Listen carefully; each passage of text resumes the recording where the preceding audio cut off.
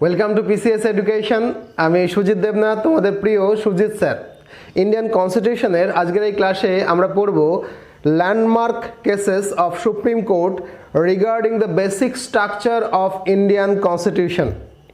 অর্থাৎ সুপ্রিম কোর্টের ল্যান্ডমার্ক কেসগুলো, সেই কেসগুলো যেগুলো ভারতের সংবিধানের বেসিক স্ট্রাকচার সম্পর্কিত।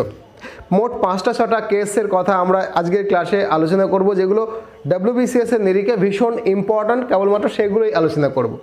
ক্লাসটা একটু লম্বা হবে, তার কারণ এই ক্লাসটা আমি যন্ত্রের মতো কেসগুলো তার ফ্যাক্ট বলতে থাকবো না, বরং এই কেসগুলোর একটা ইতিহাস বলবো।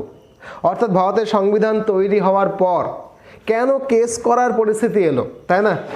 কেন কেস তৈরি হলো, কোন পরিস্থিতিতে সেই কেসগুলো হলো এবং ইতিহাসের ঘটনাক্রমের মধ্য দিয়ে তার কি ফল হলো, সেই সময় ভারতবর্ষের রাজনৈতিক অবস্থাগুলো কীরকম ছিল, প্রেক্ষিত কেমন ছিল, বাধ্যবাধকতা কেমন ছিল সুপ্রিম কোর্টের কাছে, এবং এই কেসগুলোর যে ফল, সেই ফলটা একটা শর্ট টার্ম কি ফল দিল এবং সুদূর প্রসারী বা লং টার্মে কি ফল দিল, তার সমস্তটা গোটাটা আমরা একটু ধাপে ধাপে সুন্দর করে, যেরকম করে আমি বলি গল্পের মতো করে তোমাদের বলতে যাচ্ছি।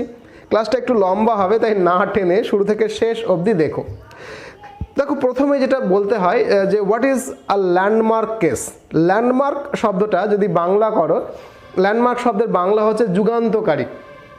যুগান্তকারী মানে এমন কিছু সুপ্রিম কোর্টের এমন কিছু কেস যেগুলো ভারতবর্ষের সংবিধানে এমন কিছু ব্যাখ্যা নতুন করে সংযোজিত করেছে বা বিচ্ছিন্ন করে দিয়েছে, যেগুলো নিজে নিজেই এক একটা ল্যান্ডমার্ক বা যুগান্তকারী বা হিস্টোরিক্যালও বলা যেতে পারে।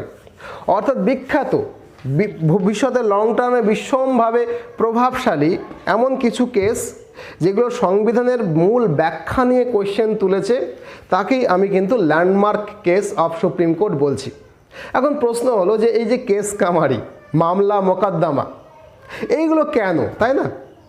কেন মামলা মোকদ্দমা সুপ্রিম কোর্টে সংবিধানের এগেনস্টে কেস কামারি হচ্ছে, এইটাকে না দুটো ভাগে আমি বলবো তার কারণটাকে। কারণের প্রথম ভাগটা হচ্ছে সংবিধান যারা তৈরি করেছিলেন, তোমরা জানো, যাদের একসঙ্গে গণপরিষদ বলে, ইংরেজিতে বলে কনস্টিটিউয়েন্ট অ্যাসেম্বলি, তারা প্রথম দিনই ঠিক করে নিয়েছিল যে তাদের যদি কখনো মতপার্থক্যের মধ্যে পড়ে যায় বা মতপার্থক্য হয়, কোনো অবস্থাতেই তারা ভোটাভুটির মধ্যে যাবে না। অর্থাৎ কোনো একটা ডিসিশনকে ফাইনাল করতে তারা ভোটের অংশ নেবে না। তারা কেন মনে করেছিল এটা? তার কারণ ভোট বড় তিক্ততা আনে। দীর্ঘ সংগ্রামের পর আমরা স্বাধীনতা পেয়েছি, তার সংবিধান লিখতে বসেছি সবাই মিলে, যদি ভোটাধিকার প্রয়োগ করতে হয়, ভোট করতে হয় কোনো একটা ডিসিশনকে নিতে, তাহলে শুধু শুধু তিক্ততা তৈরি হবে, যে তিক্ততা আলটিমেটলি সংবিধানের মধ্যে প্রবাহিত হবে, যেটা লং টার্মে ভারতবর্ষের দেশের জন্য খুব একটা ভালো হবে না। সেই জন্য প্রথম দিনে তারা ঠিক করে নিয়েছিল যে যদি কোনো মতপার্থক্য আমাদের মধ্যে হয় সংবিধানকে লিখতে গিয়ে, তাহলে আমরা ভোটাভুটির বদলে সহমতের ভিত্তিতে সংবিধানটাকে লিখব। আর এই যে সহমতের ভিত্তিতে সংবিধান লেখা, এই সহমতের ভিত্তিটাই হচ্ছে ভবিষ্যতের যাবতীয় সমস্যা বা কেস কামারির একেবারে আতুর ঘর। খেয়াল করে দেখো, সংবিধান প্রণেতা যারা গণপরিষদের সদস্য ছিল, তাদের মধ্যে নানান রকমের মানুষ ছিল। কেউ লিবারাল ছিল, তাই না, ধনতন্ত্রকে বিশ্বাস করে, ঠিক আছে, ধনতন্ত্র, বাজার অর্থনীতি চলা উচিত।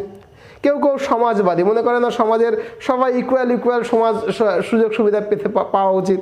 কেউ আবার গান্ধীবাদী, মানে কুটির শিল্পটাই বেশি হবে, ভারী শিল্প দরকার নেই। কেউ আবার ন্যাশনালিস্ট, তাই না?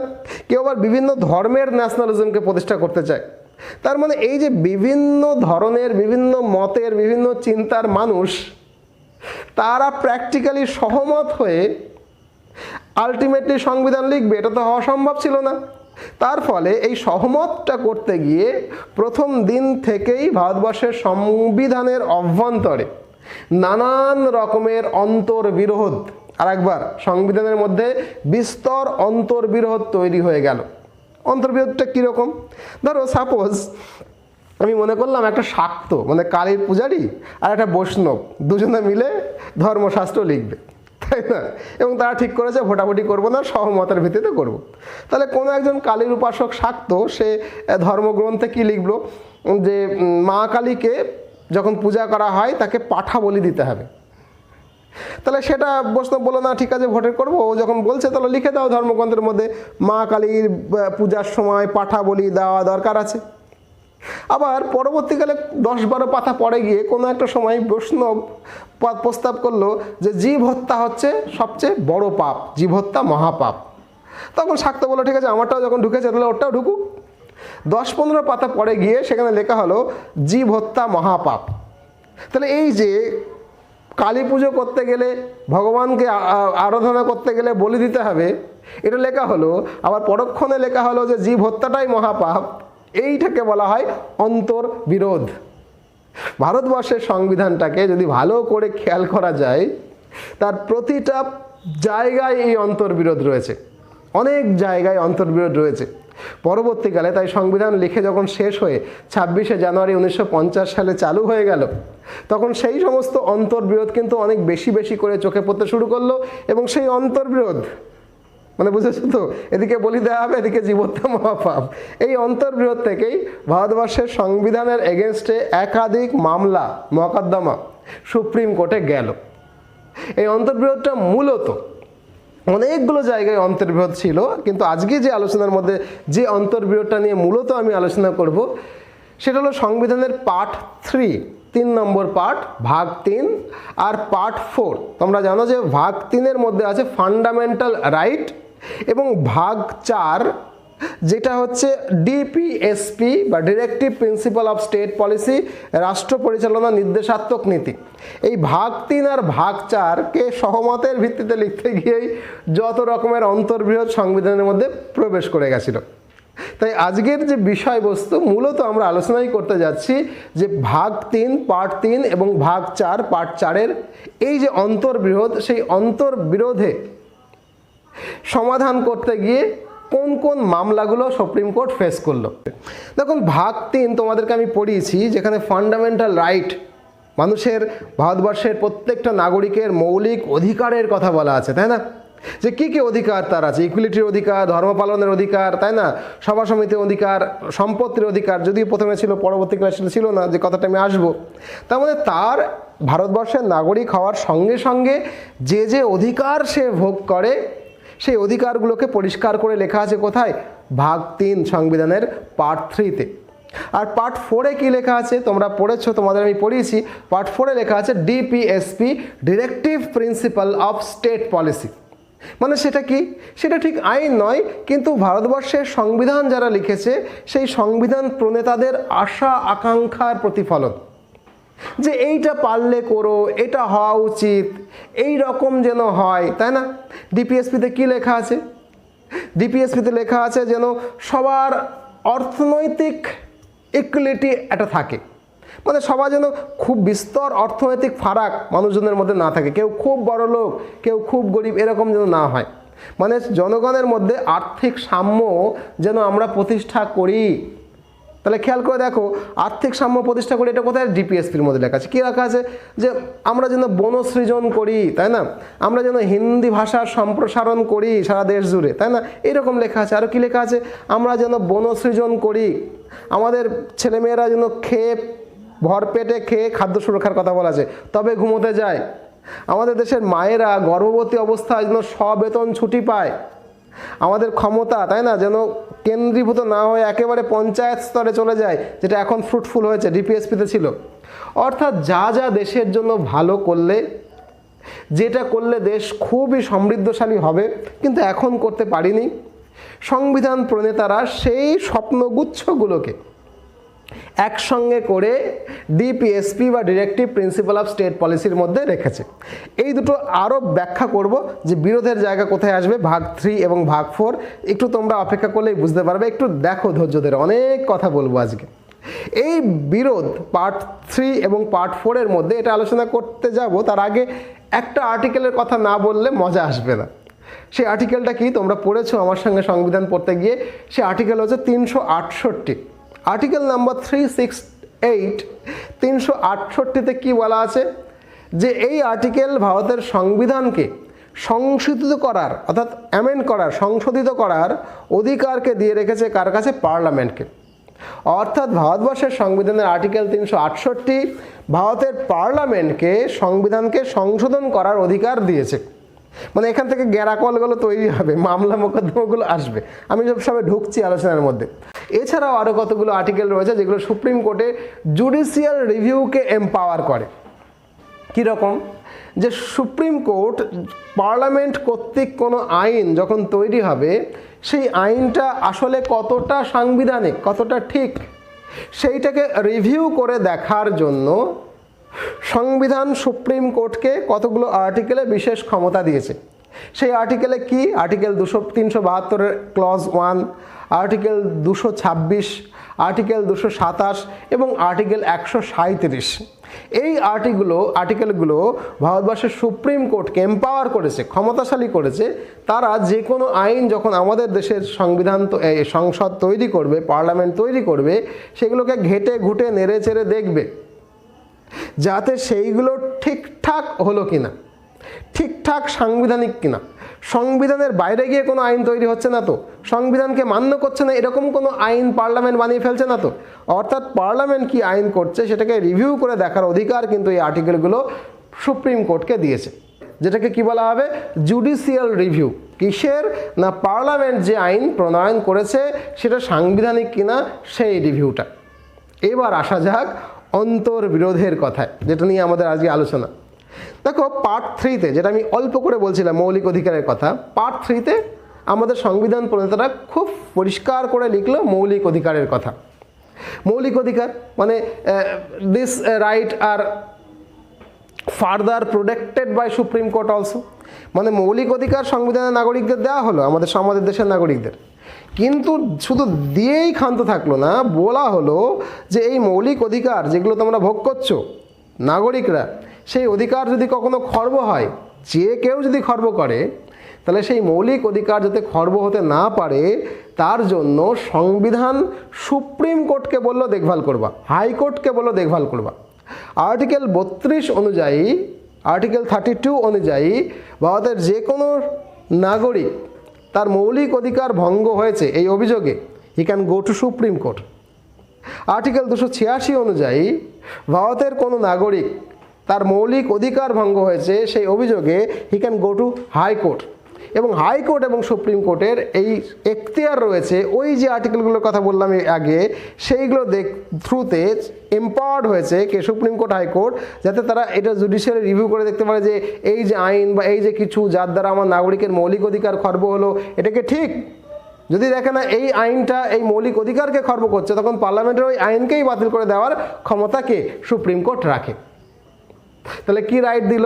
রাইট দিল সমান অধিকারের, রাইট টু ইকুয়ালিটি, তাই তো? Equality in all respect. Article 14 থেকে আর্টিকেল 18-এর মধ্যে এগুলো বলা রয়েছে, যেগুলো তোমরা মৌলিক অধিকার পড়ানোর সময় আমি তোমাদেরকে পড়িয়েছি, নতুন করে আর বলছি না। আর্টিকেল 14 থেকে আর্টিকেল 18-এর মধ্যে এই কথাগুলো বলে রেখেছে। তাহলে সেই যখন অধিকারের কথা বলছি, তাহলে সম্পত্তির ওপরেও তার মৌলিক অধিকার থাকলো। আমি তখনকার কথা বলছি, এখন সম্পত্তির ওপরে মৌলিক অধিকার নেই। তাহলে যখন সংবিধান লেখা হলো তখন সম্পত্তির ওপরে আমার অধিকার, সেটাও তো মৌলিক অধিকার। ভালো করে বোঝো। তাহলে ভাগ 3-এ আমি লিখে দিলাম যে আমার যে সম্পত্তি, আমার জমি জায়গা ভিটে মাটি, সেই সম্পত্তির অধিকার হচ্ছে আমার মৌলিক অধিকার।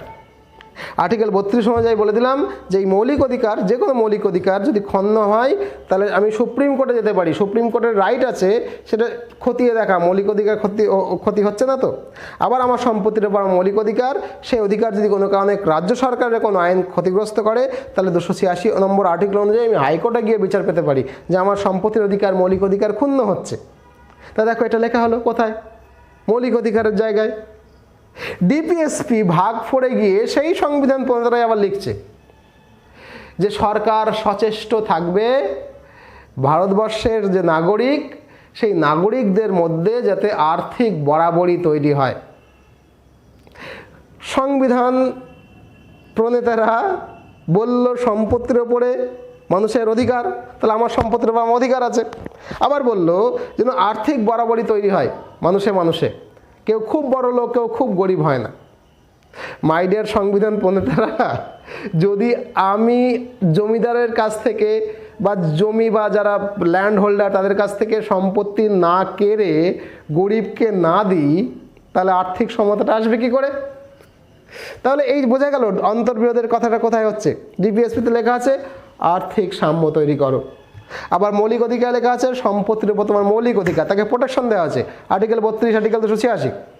আবার এখানে article 49B, article 39B, article 39Cতে ডিপিএসপির মধ্যে পরিষ্কার করে বলা আছে আর্থিক সাম্যটা যেন থাকে। তাহলে বুঝতে পারছো আবার কি আর্টিকেল 46-এ কি বলা আছে, যে দেশ প্রয়াস করবে যাতে নিম্নবর্গ গরিব বর্গ মানুষ বড়লোকের হাতে শোষিত না হয়। ভ্যাবাচাকা খেয়ে যাওয়ার অন্তর্বিরোধগুলো কি বুঝতে পারছো? তাহলে আমাকে আর্থিক সাম্য প্রতিষ্ঠা করতে হবে, তার মানে কি ল্যান্ড হোল্ডারের কাছ থেকে আমাকে জমি কাটতে হবে।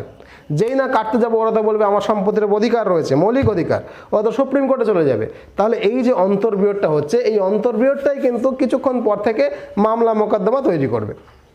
আর্টিকেল 39 এবং 46 যেটা কি বললো, যে ডিরেক্ট কন্ট্রাডিকশনস করছে কার সঙ্গে? আর্টিকেল 39 এবং আর্টিকেল 46 ডিরেক্ট কন্ট্রাডিকশনস করছে কার সঙ্গে? আর্টিকেল 14 to 18-এর সঙ্গে। মানে 14 থেকে 18-এর মধ্যে যে মৌলিক অধিকারগুলোর কথা বলা রয়েছে, ডিপিএসপির আর্টিকেল 39 এবং 46 তার সঙ্গে কিন্তু ডিরেক্ট কন্ট্রাডিকশনে চলে যাচ্ছে। এখন খেয়াল করো, দেশ সবে সবে স্বাধীন হয়েছে। 1950 সালে 26শে জানুয়ারি আমরা আমাদের সংবিধানটাকে প্রণয়ন করেছি। সবাই তাদের নিজের নিজের আকাঙ্ক্ষা নিয়ে, স্বপ্ন নিয়ে দেশ স্বাধীনতার আন্দোলনে যুক্ত হয়ে জড়িয়ে পড়েছিল, তাই না? সেখানে দিন মজুর বা প্রান্তিক চাষি তারা কি করলো? তারাও তো স্বপ্ন ছিল যে তারাও একদিন স্বাধীন হবে। দেশ তো স্বাধীন হলো, কিন্তু দিন মজুর প্রান্তিক চাষি কি স্বাধীন হলো? কই স্বাধীন হলো? সে তো আগেও পরাধীন ভারতবর্ষেও জমিদারের আন্ডারে শোষিত হতো, জমিদারের আন্ডারে চাষ করত, কষ্টে সৃষ্টে জীবন চলতো। সে তো এখনও জমিদারের আন্ডারে রয়েছে ভারত স্বাধীন হওয়ার পর, সংবিধান লাগু হয়ে যাওয়ার পরেও। সংবিধান লাগু হওয়ার আগে পরাধীন ভারতবর্ষেও এক একটা জমিদারের হাতে 1000 থেকে 5000 একর জমি ছিল, তার আন্ডারে ভূমিহীন চাষিরা চাষ করতো, শোষিত হতো। এখন ভারত স্বাধীন হয়ে গেছে, এখনও জমিদারদের হাতে 1000-5000 বিঘে জমি রয়েছে, সেখানে ভূমিহীন চাষিরা কাজ করছে। তাহলে কিসের আর্থিক সমতা? তাহলে তো ভুল লেখা হয়েছে। অতএব ল্যান্ড, এই যে বৈষম্য, একজনের হাতে প্রচুর জমি রয়েছে, স্বাধীন ভারতে যতই তাদের সম্পত্তির অধিকার থাকুক না কেন, মৌলিক অধিকার, সেইটাকে হটিয়ে দিয়ে কোনো না কোনো রকমভাবেই সরকারকে এই প্রচেষ্টা করতেই হবে যাতে ল্যান্ড রিফর্ম আইন নিয়ে আসা যায়। ল্যান্ড রিফর্ম মানে সোজা কথা, যার কাছে প্রচুর জমি আছে তার কাছ থেকে জমি কেড়ে নিয়ে যার কাছে জমি নেই তাকে দেওয়া যায়। এই যে করতেই হবে, যতই সম্পত্তির অধিকার মৌলিক অধিকার হোক না কেন আমাকে করতেই হবে। এই প্রসঙ্গে নেহেরুজি একটা বিখ্যাত মন্তব্য করেছিলেন যে আর্থিক লোকতন্ত্র ছাড়া রাজনৈতিক লোকতন্ত্র বেশি দিন চালানো যাবে না। অর্থাৎ যখন না মানুষে মানুষে অর্থনৈতিকভাবে তাদের সমতা আসছে, একজন জমিদার একজন প্রান্তিক চাষি এরম যদি হয়, তাহলে পলিটিক্যাল লোকতন্ত্র বেশি দিন চলবে না, লোকে বিশ্বাস করবে না, বিশ্বাসযোগ্যতাই থাকবে না। সেই জন্য আর্থিক লোকতন্ত্র চাই। আর্থিক লোকতন্ত্র যেদিন প্রতিষ্ঠা হবে তবেই রাজনৈতিক লোকতন্ত্রের মাহাত্ম্য থাকবে, নইলে বেশি দিন চালানো যাবে না। একই রকমভাবে এই যে ল্যান্ড রিফর্ম কেসটা ব্যাপারটা, এটাকে সমর্থনে আম্বেদকর কাছাকাছি একটা কথা বলেছিলেন যে সামাজিক লোকতন্ত্র যতদিন না প্রতিষ্ঠিত হবে ততদিন রাজনৈতিক লোকতন্ত্র আলটিমেটলি কাজ করতে পারবে না, ভেঙে যাবে, থাকবেই না। অতএব এটা তো হওয়ারই ছিল যে ল্যান্ড রিফর্মটা আসবে, জমিদারদের হাতে যে বড় বড় জমিখণ্ডগুলো রয়েছে যারা ভোগ করছে সেগুলোকে কাড়া হবে এবং ভূমিহীনদের কৃষকদের মধ্যে দেওয়া হবে। অর্থাৎ রাজ্যে রাজ্যে জমিদারি প্রথা উচ্ছেদ হওয়ারই ছিল। এবং 1950 সালে 26শে জানুয়ারি যেদিন থেকে ভারতবর্ষের সংবিধান লাগু হয়ে গেল, সেদিন থেকে এই ল্যান্ড রিফর্মটা করতেই হবে। দেশের রাজ্যে রাজ্যে এই ব্যবস্থাটা শুরু হয়ে গেল। ল্যান্ড রিফর্মের আইনগুলো আসতে শুরু করলো। যে ল্যান্ড রিফর্ম মানে কি, যাদের প্রচুর জমি আছে তাদের কাছ থেকে জমি কেড়ে নাও, যাদের জমি নেই তাদেরকে দাও। বাট এই যে ল্যান্ড রিফর্ম, এই ল্যান্ড রিফর্মটা তো ফান্ডামেন্টাল রাইট এর বিরোধী হয়ে যাবে, তাই না? সংবিধানকে তুমি সংশোধন করে ল্যান্ড রিফর্ম আনতেই পারো, কিন্তু কারোর কাছ থেকে জমি কেড়ে তো তুমি নিতে পারো না, কারণ জমি সম্পত্তি কোনো একটা মানুষের মৌলিক অধিকার। আবার তুমি যদি আর্থিক সমতা প্রতিষ্ঠা করবার জন্য আইন পাশ করো, যে আইনে জমিটা কেড়ে নেওয়া হবে, তাহলে তো এবার যার কাছ থেকে জমি তুমি কেড়ে নিচ্ছ সে তো সুপ্রিম কোর্টে যাবে। অতএব এইরকম একটা দ্বন্দ্ব দ্বিধা নিয়েও সংবিধান যারা পার্লামেন্ট যারা চালাচ্ছে, অর্থাৎ দেশের কেন্দ্রীয় যে পার্লামেন্ট রয়েছে তারা, এবং রাজ্যে রাজ্যে যে বিধানসভাগুলো রয়েছে, মুখ্যমন্ত্রীগুলো রয়েছে, তারা আইনটাকে কী রকমভাবে সংশোধন করলে ফ্যাসাদটা কম হয়, স্মুথলি করা যায়, সেইটা ভাবনা চিন্তা করতে শুরু করলেন।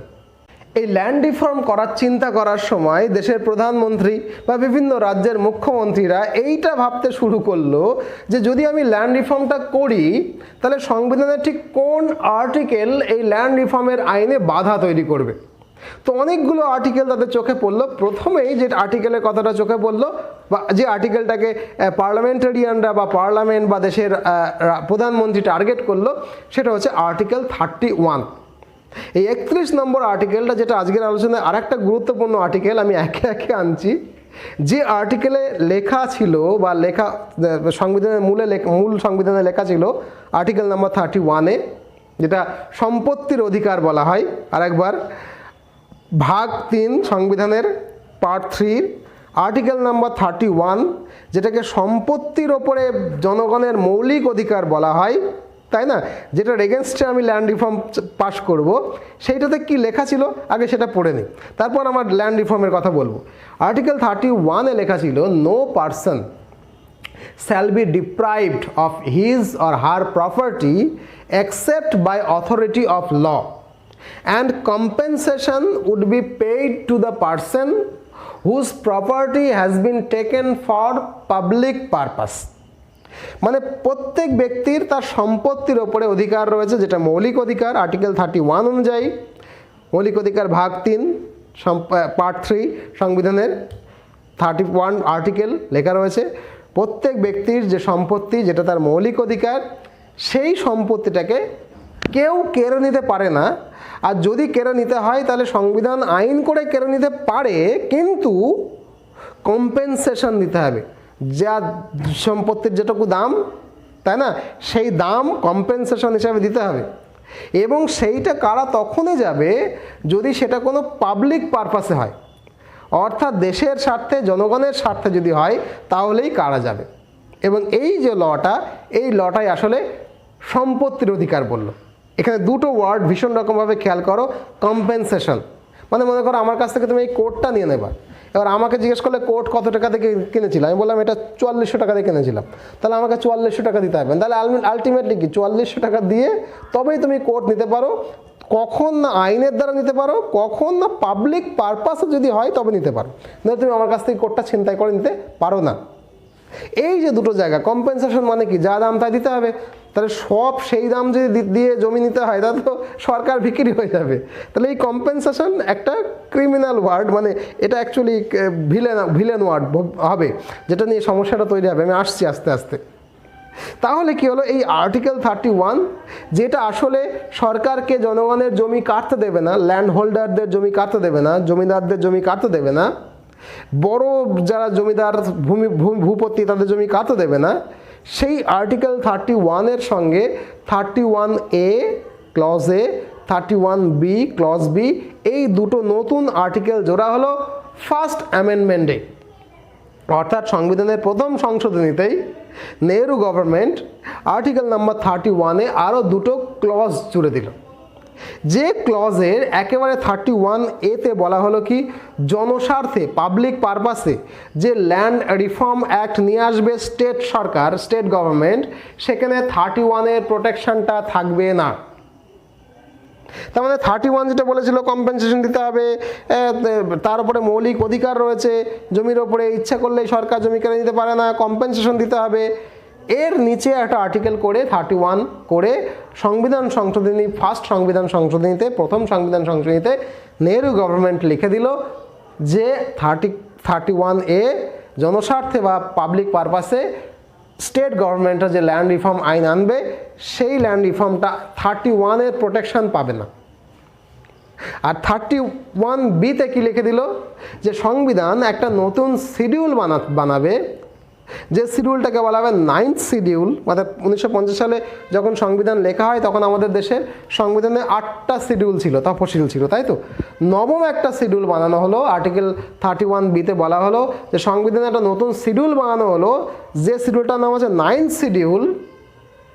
যে নবম তফসিল বা 9th শিডিউলে যদি কোনো আইনকে অন্তর্ভুক্ত করা হয় তাহলে সেটা সুপ্রিম কোর্ট এবং হাইকোর্টে কোনো রকম জুডিশিয়াল রিভিউর আন্ডারে পড়বে না। তার মানে ফান্ডামেন্টাল রাইট, সম্পত্তির অধিকারে 32 নম্বর যেটা ছিল, 31 নম্বরে যেটা ছিল, 31-এর এ দিয়ে সেটাকে প্রশমিত করা হলো। আর মৌলিক অধিকার খর্ব হয়ে গেলে তুমি যে 32 অনুযায়ী সুপ্রিম কোর্টে যেতে পারো বা 286 অনুযায়ী হাইকোর্টে যেতে পারো, সেইটাকে বাধা প্রয়োগ করবার জন্য 31B-তে কী লেখা হলো যে নতুন একটা তফসিল তৈরি করা হচ্ছে, 9th শিডিউল তৈরি করা হচ্ছে, যে শিডিউলের অন্তর্ভুক্ত কোনো আইনকে চ্যালেঞ্জ করে তুমি সুপ্রিম কোর্ট বা হাইকোর্টে যেতে পারবে না। মানে বুঝতে পারছো যে মানে পার্লামেন্টারিয়ানরা, প্রধানমন্ত্রী নেহরুজি বা ভারতবর্ষের তৎকালীন সেই সময়কার মুখ্যমন্ত্রী যারা, সবই কংগ্রেসের লোক ছিল, তারা রাষ্ট্রপ্রধানরা একদম ডিরেক্ট বলল, ভাই সুপ্রিম কোর্ট দেখো তোমরা ঠিক থাকো, তার কারণ আমরা যা করছি সেটা হচ্ছে নিডস অফ সোসাইটি, সোসাইটি নিডসের জন্য আমাদের জমিদারের জমি কাটতে হচ্ছে। তো সংবিধান সংশোধন হলো, 31A 31B লেখা হলো সংবিধানের মধ্যে। রাজ্যে রাজ্যে ল্যান্ড রিফর্ম আসলো, পাঞ্জাবেও ল্যান্ড রিফর্ম হলো, এবং পাঞ্জাবে শঙ্করী প্রসাদ নামক একজন ল্যান্ড লর্ড ছিলেন। সেই শঙ্করী প্রসাদ নামক একজন ল্যান্ড লর্ডের জমি ল্যান্ড রিফর্ম অনুযায়ী পাঞ্জাব সরকার অ্যাকোয়ার করে নিল। এইবার 1951 সালে শঙ্করী প্রসাদ সংবিধান অনুযায়ী, তাই তা সুপ্রিম কোর্টে গেল এগেনস্ট স্টেট অফ পাঞ্জাব। এই কেসটা সুপ্রিম কোর্টে যে লড়া হলো তাকে বলা হলো Shankari Prasad versus state of Punjab. Supreme কোর্টে গেল, শঙ্করী প্রসাদ চ্যালেঞ্জ করলো কি, শঙ্করী প্রসাদ ডিরেক্টলি চ্যালেঞ্জ করলো 9th শিডিউলটাই হচ্ছে আনকনস্টিটিউশনাল। 9th শিডিউলটাই unconstitutional. এমন কোনো শিডিউল তুমি বানাবে কেন যেখানে গেলে মৌলিক অধিকারকেই খর্ব করে যাবে? তার কারণ আর্টিকেল 31 মৌলিক অধিকারকে দিচ্ছে, সমান অধিকারকে দিচ্ছে। অর্থাৎ তুমি সেই সমান অধিকারকে খর্ব করে কোনো যদি এমন কিছু বানাও, 9th শিডিউল বানাও যেটা আসলে মৌলিক অধিকারকে খর্ব করবে, তাহলে সেই 9th শিডিউলটাই হচ্ছে আনকনস্টিটিউশনাল, 9th শিডিউলটাই হচ্ছে অসাংবিধানিক। তার মধ্যে 368 ধারা যেটা যেটা পার্লামেন্টকে সংবিধানকে সংশোধন করার শক্তি দেয়, যে শক্তি অনুযায়ী 31B তৈরি করে আমরা 9th শিডিউল বানালাম, সেইটা চ্যালেঞ্জ হচ্ছে কিসের দ্বারা? আর্টিকেল 13-এর দ্বারা, সমান অধিকারের দ্বারা। আমার রাইট টু ইকুয়ালিটি আছে, আমার ফান্ডামেন্টাল রাইট আছে। তার মানে আর্টিকেল 13-এর সঙ্গে ডিরেক্ট ঝামেলা বেঁধে গেল আর্টিকেল 368-এর। 368 হচ্ছে পার্লামেন্টের ক্ষমতা, সংবিধানকে সে সংশোধন করতে পারে। আর্টিকেল 13 হচ্ছে জনগণের ক্ষমতা, ইকুয়ালিটি, রাইট টু ইকুয়ালিটি, অর্থাৎ জনগণের মৌলিক অধিকারের ক্ষমতা। তাহলে মৌলিক অধিকার আর ভারতের সংবিধান সংশোধন, এই আর্টিকেল 13 এবং আর্টিকেল 368-এর মধ্যে ঝামেলাটা পাকলো, প্রথমবার পাকলো Shankari Prasad versus state of Punjab, যেটা 1951 সালে সুপ্রিম কোর্টে লড়া হয়েছিল, যেখানে ডিরেক্টলি চ্যালেঞ্জ করা হয়েছিল যে আর্টিকেল 368 অনুযায়ী পার্লামেন্ট যে আইনটা নিয়ে এলো, আর্টিকেল 31B, যার দ্বারা 9th শিডিউলটা তৈরি হলো, সেই 31Bটাই অসাংবিধানিক, 9th শিডিউল তৈরি করাটাই অসাংবিধানিক। অতএব মাননীয় সুপ্রিম কোর্ট, ধর্মাবতার, এই 9th শিডিউলটাকে বাতিল করুন, আমার জমিটাকে আমাকে ফেরত দিয়ে দিন। কেন? পরিষ্কার করে শঙ্করী প্রসাদ কেসের মধ্যে ঢুকতে গেলে আর্টিকেল 13-এ কী লেখা আছে সেটা আরেকবার পড়তে হবে। 13-এ অনেক কিছু লেখা আছে, কিন্তু 13B-তে, 13-এ 2, আর্টিকেল 13 আন্ডার ব্র্যাকেটে 2, ক্লজ 2-তে কী লেখা আছে, একে কী লেখা আছে দরকার নয়, 2-তে কী লেখা আছে সেটা একটু ভালো করে পরিষ্কার করে বুঝিয়ে নিলে শঙ্করী প্রসাদের আর্গুমেন্টটা ভালো করে বোঝা যাবে না। আর্টিকেল 13 ক্লজ B-তে সংবিধানে লেখা আছে যে রাজ্য এমন কোনো আইন বানাবে না যেটা ভারতের নাগরিকদের ফান্ডামেন্টাল রাইটসের বিরোধী। আরেকবার, আর্টিকেল 13 ক্লজ 2, আর্টিকেল 13 ক্লজ 2, তাতে লেখা আছে যে রাজ্য মানে রাষ্ট্র আর কি, দেশ এমন কোনো আইন বানাবে না যেটা জনগণের ফান্ডামেন্টাল রাইটসের বিরোধী। আর কি লেখা আছে? একই সঙ্গে লেখা আছে, যদি এমন কোনো আইন রাষ্ট্র বানায়, সংসদ বানায়, তাহলে সেটা ওই সীমা পর্যন্ত বাদ যাবে যেটুকু জনগণের ফান্ডামেন্টাল রাইটসের বিরোধী। অর্থাৎ সংবিধানের দ্বারা বানানো একটা ল, সেই ল যে পুরোটাই বাদ যেতে হবে এরকম নয়, সেই অংশটুকু বাদ যাবে যে অংশটুকু ফান্ডামেন্টাল রাইটকে হার্ট করছে, ফান্ডামেন্টাল রাইটের বিরোধী, সেই অংশটুকু থাকতে পারে যেটা ফান্ডামেন্টাল রাইটের বিরোধী নয়। একই রকমভাবে আর্টিকেল 13-এর ক্লজ 3-তে লেখা আছে, these laws includes act, ordinance, order, notifications, rules, regulations or any customs where there is force of law। তাহলে আর্টিকেল 13-এর ক্লজ 3-তে কি বলা আছে? ক্লজ 2 তো বোঝা গেল, ক্লজ 3-তে বলা আছে কোনটা, সেটা যে কোনো ল, সে কোনো অ্যাক্ট হতে পারে, আইন হতে পারে, যেটার দ্বারা তুমি ফান্ডামেন্টাল রাইটকে হার্ট করতে পারো না, তাহলে একটাই বাদ যাবে। সেটা অর্ডিন্যান্স হতে পারে, অর্ডিন্যান্স দ্বারা তুমি ফান্ডামেন্টাল রাইটকে হার্ট করতে পারো না, বিরোধী করতে পারো না। অর্ডার হতে পারে, সেই অর্ডারটাও বাদ যাবে। নোটিফিকেশনস হতে পারে, রুলস হতে পারে, রেগুলেশনস হতে পারে, বা এমন কোনো প্রথা যে প্রথাটা আমরা আইনের মতো করে মান্য করি, সেই প্রথা হতে পারে। এর কোনোগুলো যদি, কোনো একটাও যদি বা কোনোগুলো যদি ভারতের নাগরিকদের ফান্ডামেন্টাল রাইটকে হার্ট করে দেয়, বিরোধী হয়ে যায়, তাহলে সেই সীমা পর্যন্ত সেটা থাকবে যেটুকু বিরোধী নয়, আর সেই সীমাটুকু বাদ দিয়ে দেওয়া হবে, সেই পোর্শনটুকু বাদ দিয়ে দেওয়া হবে আইনের, যেটা হচ্ছে ফান্ডামেন্টাল রাইটের বিরোধী। কিন্তু এখানে মজার ব্যাপার হলো, অবাক করার মতো ব্যাপার হলো, সেই বলে না যত আইন তত ফাঁক, এখানে একটা টুকরো ফাঁক আছে, যেটা হচ্ছে সেই লক্ষিন্দরের বাসরের লোহার বাসরের ছিদ্রের মতো, যেখান থেকে কাল নাগিনী ঢুকে পড়বে। দেখো আর্টিকেল 13(3)-তে লেখা আছে act, ordinance, order, notifications, rules, regulations or any customs, কিন্তু কোথাও লেখা নেই কনস্টিটিউশনাল অ্যামেন্ডমেন্ট। মানে কনস্টিটিউশন অ্যামেন্ড করে সংশোধিত করার পরে যে সংশোধিত ল হবে, সেই লটার কথা কিন্তু আর্টিকেল 13(3)-তে উল্লেখ নেই। এখন কেন নেই সেইটা অবাক করার মতো, সেটা কোইন্সিডেন্স হতে পারে বা কিছু একটা হতে পারে, কোইন্সিডেন্সই বলো, কিন্তু এইটা নেই। অর্থাৎ আর্টিকেল 13-এ একটা ফাঁক পাওয়া গেল। সুপ্রিম কোর্ট এবং শঙ্করী প্রসাদ মামলায় রায়ে সুপ্রিম কোর্ট অনেক ভেবেচিন্তে দেখলো যে আইন সংবিধান সংশোধন করে পার্লামেন্ট নিয়ে আসছে, সেই আইনটা তো জমিদারের কাছ থেকে জমি নিয়ে ভাগ চাষিদের মধ্যে বন্টন করবে বলেই সরকার করছে। So this is the need of society. Needs of সোসাইটিকে যদি সুপ্রিম কোর্ট বাধা দেয়, তাহলে সুপ্রিম কোর্টই থাকবে না। কেননা জনগণ একসময় বিদ্রোহ করবে, আর জনগণ বিদ্রোহ করলে সংবিধান তো মায়ের ভোগে যাবে, আবার নতুন সংবিধান তৈরি হবে। তার থেকে দেশের স্বার্থ, মানুষের স্বার্থের জন্য আমাদের নেহরুজির পাশে দাঁড়ানো উচিত। এখন কেন উচিত সেটা আমি পরে বলছি, কিন্তু সেই সময় যারা সুপ্রিম কোর্টের বিচারপতি ছিলেন, যারা শঙ্করী প্রসাদ মামলা রায় দিচ্ছিলেন, তারা অদ্ভুত একটা যুক্তি দিলেন। বললেন যে যেহেতু আর্টিকেল 13-এ কনস্টিটিউশনাল অ্যামেন্ডমেন্ট অ্যাক্ট কথাটা উল্লেখ নেই, তাহলে আর্টিকেল 13 কোনো রকমভাবেই জমি যে ছিনিয়ে নেওয়া হচ্ছে সেটাকে প্রোটেকশন দিতে পারে না।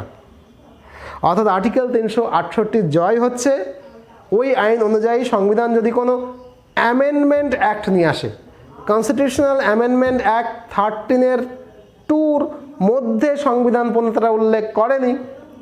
অতএব সংশোধনী আইন অনুযায়ী যদি কেউ জমি কেড়ে নেয়, তাহলে আর্টিকেল 13 তাকে প্রোটেকশন দিচ্ছে না।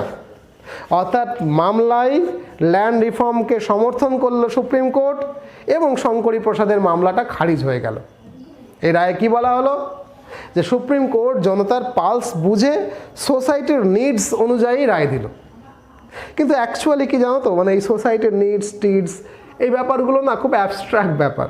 আমি আজকে খুব গুঁড়ো কথা খুব চুপি চুপি তোমাদের বলে রাখছি, চুপি চুপি শুনে রাখো, কখনো কিন্তু ফাঁস করবে না। আমি খুব গোপনে বলছি, এটা হচ্ছে পৃথিবীর সব জায়গায় হচ্ছে অলিখিত নিয়ম। অলিখিত নিয়ম কি?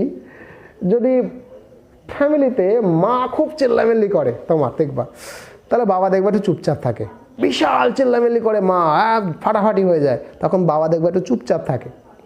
আবার কোনো ফ্যামিলিতে দেখবা বাবা বিশাল চেল্লামেল্লি করে, ঝগড়া ঝাঁটি ফাটাফাটি মারামারি, তখন দেখবা মা একটু চুপচাপ থাকে। ঠিক আছে, আমি এটা কেন বলছি, এটা হচ্ছে পৃথিবীর নিয়ম, অলিখিত নিয়ম, কোথাও লেখা নেই।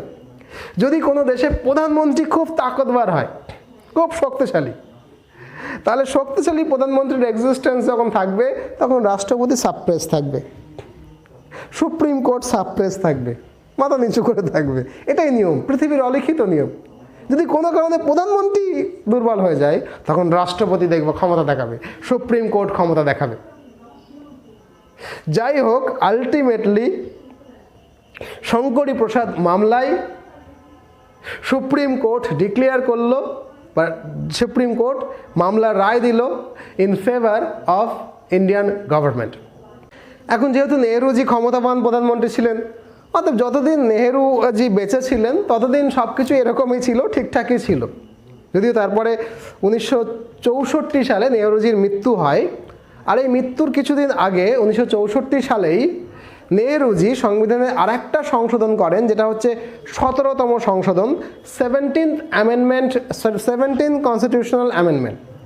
এই কনস্টিটিউশনাল অ্যামেন্ডমেন্টে আর্টিকেল 31A, অর্থাৎ আর্টিকেল 31-এর সঙ্গে এতে উল্লেখিত যে এস্টেট, রায়তওয়ারি জমি, সেই রায়তওয়ারি জমির ডেফিনেশনসটাকেও চেঞ্জ করে দেওয়া হলো, যাতে করে জমিদারদের হাতে যে ভাবেই বেশি জমি থাকুক না কেন, অর্থাৎ আর্টিকেল 31A এইটাকে 17th কনস্টিটিউশনাল অ্যামেন্ডমেন্টে এমনভাবে চেঞ্জ করে এস্টেট বা জমিদারির ডেফিনেশনসটাই এমনভাবে ঘুরিয়ে লিখে দেওয়া হলো, যাতে করে জমিদারদের হাতে যে রকমের জমিই থাকুক না কেন, টাকা দিয়ে কেনা, পয়সা দিয়ে কেনা, ব্রিটিশদের কাছ থেকে পাওয়া, পুরস্কার পাওয়া যে জমি হোক না কেন, তার সমস্ত জমিটাকেই যেন ল্যান্ড রিফর্মের মাধ্যমে রাজ্য সরকারগুলো কেড়ে নিতে পারে, এবং সেই আইনটাকে প্রোটেকশন দেওয়ার জন্য যাতে জুডিশিয়াল রিভিউ না হয়, তাকে 9 শিডিউলে রাখা যায়, তার একেবারে পাকাপাকি ব্যবস্থা করা হলো 17th constitutional amendment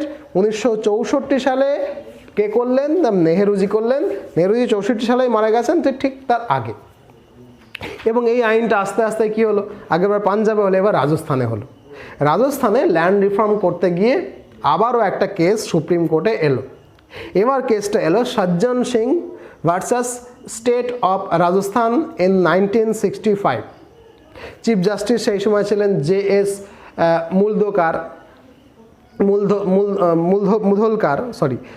মুধোলকার chief justice ছিলেন। এবং এইখানটায় সজ্জন সিং ভার্সাস স্টেট অফ রাজস্থানে যে মূলত যে কেসটা হলো সেটা হচ্ছে 17th constitutional amendment was challenged. মানে কি, তারা আলটিমেটলি 17তম সংবিধান সংশোধনীটাকেই কিন্তু চ্যালেঞ্জ করলো। কে? সজ্জন সিং। মানে তারা বললেন যে না, তুমি যা ইচ্ছা করে যখন তখন সেই একই কেস, একই রকম কথা, যা ইচ্ছা করে সমস্ত অ্যাক্টকেই তুমি 9 শিডিউলে ঢেলে দেবে যাতে করে সম্পত্তি কেড়ে নিয়ে যায়, তো সেইটাও তো একই রকমভাবে আমার ফান্ডামেন্টাল রাইটকে অ্যাটাক করছে। তার মানে তুমি 17th যে কনস্টিটিউশনাল অ্যামেন্ডমেন্ট করছো পার্লামেন্ট, সেই পার্লামেন্টের 17th কনস্টিটিউশনাল অ্যামেন্ডমেন্টটাই হচ্ছে অসাংবিধানিক। একই রকম, অর্থাৎ শঙ্করী প্রসাদের মামলার মতোই একটা মামলা। সুপ্রিম কোর্ট একই রকমভাবে এখানেও কিন্তু সেই একই কথা বলল। কি বলল? যে গভর্নমেন্ট একটু এগিয়ে গিয়ে বললো, আগেরবার যেমন বলেছিল কনস্টিটিউশনাল অ্যামেন্ডমেন্ট একটা হচ্ছে আর্টিকেল 13 ক্লজ 2 এর অন্তর্ভুক্ত নয়, অতএব কোনো কিছু করছি না আমরা, সরকার বেশ করেছে, ঠিক করেছে। এইবার সুপ্রিম কোর্ট সজ্জন Singh versus state of Rajasthan মামলায় আর এক ধাপ এগিয়ে গিয়ে কি বলল? Government can amend fundamental right if society need. অর্থাৎ সরকার ফান্ডামেন্টাল রাইটকেও অ্যামেন্ড করে দিতে পারে যদি সোসাইটির সেটা নিড থাকে, অর্থাৎ দ্যাট ইজ পাবলিক পারপাস হয়। খুব ভয়ঙ্কর কথা কিন্তু বলে দিল সুপ্রিম কোর্ট 1965 সালে সজ্জন সিং মামলায় রায় হিসাবে। খুব ভয়ঙ্কর একটা কথা বললো, দেখো ভালো করে কি বলল, যে সুপ্রিম কোর্ট বলল যে পার্লামেন্ট চাইলে নাগরিকদের মৌলিক অধিকারকেও সংশোধিত করতে পারে যদি সেটা সোসাইটির নিড হয়, যদি সেটা পাবলিক পারপাসে হয়। দেখো ভয়ঙ্কর কথা। তার ফলে কী হলো, সজ্জন সিং মামলাটাও কিন্তু আলটিমেটলি খারিজ হয়ে গেল। তার জমিটাকেও, সেও জমিদার ছিল, রাজস্থান সরকার কেড়ে নিল এবং ভূমিহীনদের মধ্যে যেভাবে ল্যান্ড রিফর্মে বাটা হয়েছিল সেটা যখন ইকোনমিক্স পড়াবো সেই সময় আমি আলোচনা করব।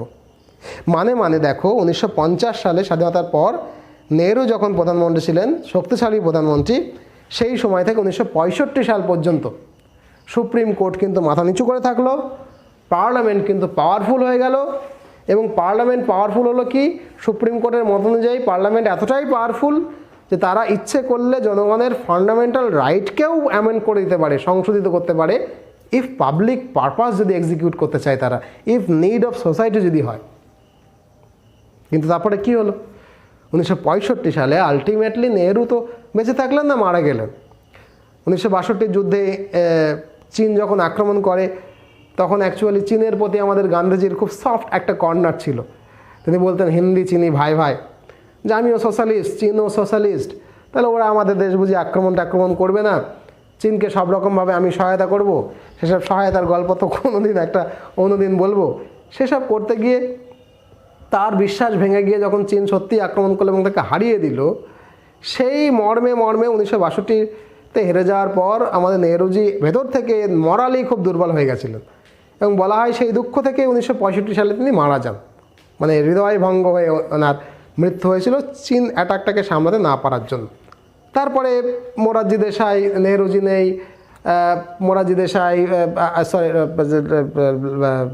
শাস্ত্রীজি, এই সমস্ত হয়ে শাস্ত্রীজি, লাল বাহাদুর শাস্ত্রী, মোরারজি দেশাই, এই সমস্ত হয়ে আলটিমেটলি মাঝখানের পিরিয়ডগুলো খুব নরম কিছু প্রধানমন্ত্রী আমাদের দেশে বসলো।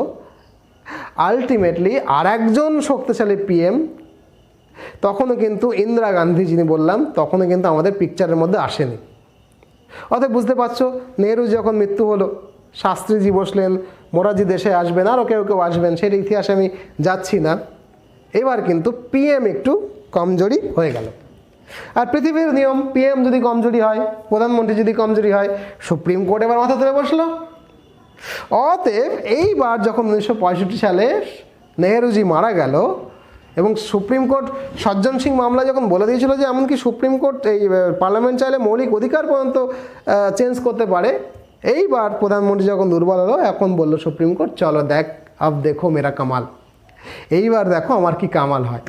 1967 সাল আসতে না আসতে একটা বড় তুফান এলো ভারতের রাজনীতিতে, যেটা সমস্ত কিছু এলোমেলো করে দেবে। এই তুফানটার নাম হচ্ছে Golaknath versus state of Punjab case 1967 in supreme court. আরেকবার, এই ভয়ঙ্কর তুফানটার নাম হচ্ছে Golaknath versus state of Punjab 1967, যেটা সুপ্রিম কোর্টে লড়া হয়েছিল।